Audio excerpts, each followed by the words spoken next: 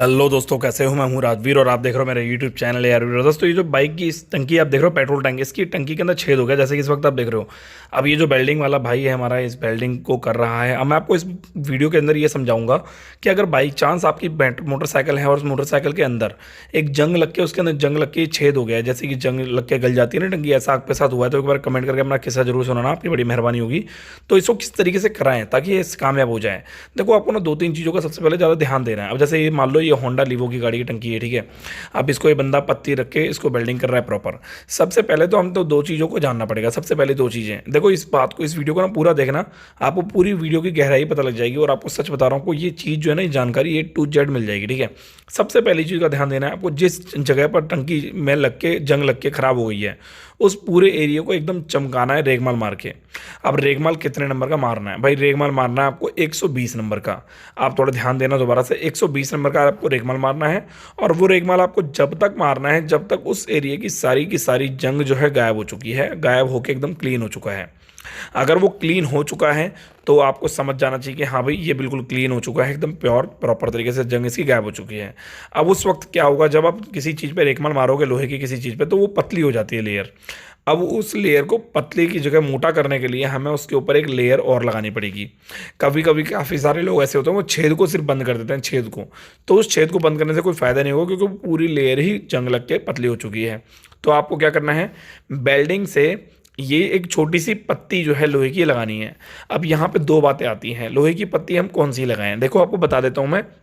जब हम किसी मकान को या किसी बिल्डिंग को बनाते हैं, तो उस बिल्डिंग को, मकान को बनाने के लिए पीओपी लगाते हैं हम, ठीक है। उस दीवालों के अंदर पीओपी लगाते हैं, पीओपी यूज़ करते हैं।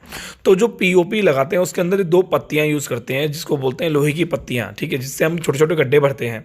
वो पत्ती आपको लेनी है, 10 रुपये के आसपास की पत्ती आएगी हार्डवेयर की दुकान से, जो टंकी वंकी, सिंटैक्स वगैरह और जो जितने भी मतलब हार्डवेयर के सामान होते हैं, जो बाथरूम से रिलेटेड सामान होते हैं, वो रखते हैं, उनके पास पत्ती आएगी 10 रुपये के आसपास की। उस एक पत्ती को लेना है और कुछ इस तरीके से, जैसे कि इस वक्त आप देख रहे हो ये लगा रहे हैं, तो उसी तरीके से आपको लगा देनी है। अब यहाँ बात करते हैं सबसे ज़रूरी चीज़, वो ये है कि बेल्डिंग कौन सी करानी है। देखो, बेल्डिंग ना दो प्रकार, तीन प्रकार की बेल्डिंग होती है। एक होती है हमारी पीतल की बेल्डिंग, सबसे ज़्यादा ज़रूरी बेल्डिंग, और एक होती है हमारी नॉर्मल लोहे की बेल्डिंग। अब मैं आपको यहाँ क्लियर कर देता हूँ। अगर आप कोई ऐसी बेल्डिंग करा रहे हो जो लिक्विड पदार्थ को रोकती है, सबसे पहली चीज़, लिक्विड पदार्थ को, अगर कोई ऐसी टंकी वंकी जहाँ आप बेल्डिंग करा रहे हो, तो आपको ये चीज़ ध्यान देनी है कि यहाँ पर आपको गैस बेल्डिंग करानी है पीतल की। जैसे कि इस वक्त आप देख रहे हो, ये गैस वेल्डिंग पीतल की कर रहा है बंदा, ठीक है। अब इस वेल्डिंग में ज़्यादा खर्चा नहीं आता, ये खर्चा भी मैं आपको बताऊंगा एंड में, पर ये मैं खुद काम नहीं करता, मैं सिर्फ आपको एक वीडियो शूट कर रहा हूँ आपके लिए, आपको नॉलेज के लिए आपकी। अब ये जो प्रॉपर तरीके से वेल्डिंग हो रही है, ये हो रही है पीतल की वेल्डिंग, ठीक है। पीतल की वेल्डिंग क्यों होती है? क्योंकि सबसे पहली चीज़, पीतल में इतनी जल्दी जंग नहीं लगती, इतनी जल्दी इसकी वो ख़राब नहीं होती, और उसकी पकड़ बहुत ज़्यादा मजबूत होती है। अगर आप पीतल की वेल्डिंग करा देते हो, तो कभी कभी आपने नोटिस भी किया होगा, जब ताले की चाबी टूट जाती है तो ज़्यादातर वेल्डिंग जो होती है पीतल की होती है, लोहे की नहीं होती है, ठीक है। ये चीज़ आपको ध्यान देनी है। पीतल की जो वेल्डिंग होती है काफ़ी मजबूत होती है इन सब चीज़ों के मामले में, ठीक है ना। वो पतली जो, जैसे मान लो हमारी वेल्डिंग वाली, जो नॉर्मल वेल्डिंग वाली रोड होती है ना, वो छेद कर देती है पतली चीज़ों में, तो हमें पीतल की ही रोड चेक करनी है। अब यहाँ पे सबसे इंपॉर्टेंट चीज़ मैं बता देता हूँ। अगर आप वेल्डिंग कराने जा रहे हो, किसी ऐसे वेल्डर से वेल्डिंग करानी है जो मोटरसाइकिल से रिलेटेड, कार के रिलेटेड डेंट पेंट निकालता हो, या फिर कार से रिलेटेड वेल्डिंग करता हो, या बाइक से रिलेटेड वेल्डिंग करता हो। अगर बाई चांस उसे नॉलेज नहीं है और वो रेलिंग को या फिर किसी ऐसे मकान वकान के हार्डवेयर सैनिटरी आइटम को जो है वेल्डिंग करता है, तो वो बहुत बड़ी भूल होगी, बहुत बड़ी बेवकूफ़ी होगी। ऐसे कर्मकांड आपको नहीं करने हैं। वो वेल्डिंग बिल्कुल भी कामयाब नहीं कर पाएगा बंदा, बिल्कुल भी, क्योंकि एक्सपीरियंस का सबसे ज़्यादा बड़ा खेल होता है। अगर आप इस बात को सच मानते हो तो कमेंट करके बताना, अगर आप झूठ मानते हो तो कमेंट करके बताना। एक्सपीरियंस का खेल है या फिर किसी डिग्री का है, दोनों का ही है, बट यहाँ पे एक्सपीरियंस का सबसे ज़्यादा खेल है, ठीक है। अब ये जो वेल्डिंग हो रही है, ये हो रही है पीतल की वेल्डिंग। अब ये जो पेट्रोल टैंक है, इसको वेल्डिंग कराने से पहले किन किन चीज़ों का आपको सबसे पहले ध्यान देना पड़ेगा। सबसे पहली चीज़, अगर आप किसी भी मोटरसाइकिल की पेट्रोल टैंक को वेल्डिंग कराना चाहते हो, तो आपको वहाँ ध्यान ये देना है कि पेट्रोल टैंक के अंदर बिल्कुल भी पेट्रोल नहीं होना चाहिए। अब आपने मान लो पेट्रोल सारा निकाल लिया है, तो आप कैसे शो करोगे कि हाँ इसमें पेट्रोल नहीं बचा है? क्योंकि पेट्रोल सारा निकालने के बाद भी थोड़ा बहुत पेट्रोल अंदर टंकी में रह जाता है। तो उसके लिए क्या करना है आपको? सबसे पहली चीज़ आपको उसके लिए क्या करना है, आपको पेट्रोल टैंक को क्लीन करने के बाद जहाँ पे गाड़ी वॉशिंग होती है वहाँ पे जाना है, और उस पेट्रोल टैंक के अंदर वॉशिंग का प्रेशर लेके पूरा प्रॉपर उसको फुल भर देना है। मैं दोबारा आपको समझा देता हूँ। पेट्रोल टैंक के अंदर वॉशिंग का पंप लेके पूरा उसको पानी को फुल भर देना है और पूरा फुल भरने के बाद उसको बाहर निकालना है और कम से कम बाहर सारा पानी निकलने के बाद उसको 1 से 1.5 घंटे तक धूप में रखना है। आधा घंटा भी रख सकते हो, धूप के ऊपर डिपेंड करता है कितनी ज़्यादा धूप हो रही है। और जब आपको लगता है धूप हो चुकी है, टंकी पूरी गर्म हो चुकी है, तो उसके बाद आपको उसको जो है वेल्डिंग कराना है। अगर आप ये प्रक्रिया यूज़ नहीं करते हो तो आप समझ लो आप खतरे की घंटी अपने गले में डाल ले हो। और खतरे की घंटी जब गले में डल जाती है तो आपको पता ही क्या होता है, जब आप चलोगे तो वो घंटी बजेगी और जब वो बजेगी तो क्या होगा, खतरा आएगा।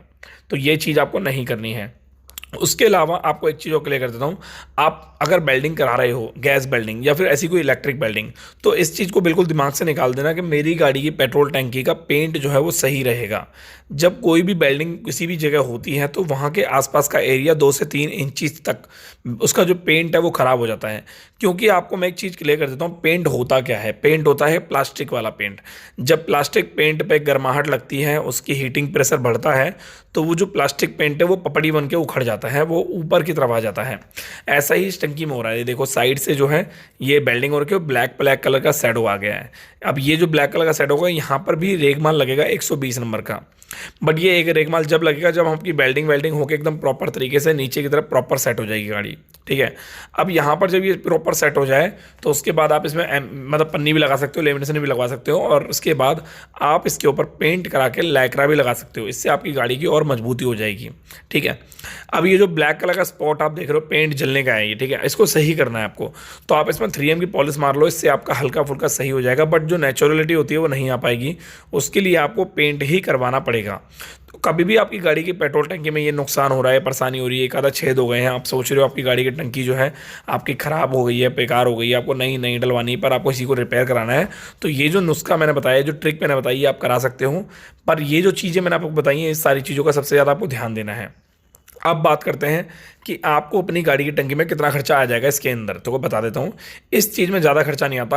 अगर 6 एक 2 हैं, ये मान लो एक सिंगल पत्ती का 50-60 रुपये मैक्सिमम 100 रुपये चार्ज होता है, तो इससे आप अंदाज़ा लगा सकते हो 300 रुपये मैक्सिमम ले होंगे। बाकी ये वीडियो कैसी लगी है, उम्मीद करता हूँ अच्छी लगी, कमेंट करके जरूर बताना।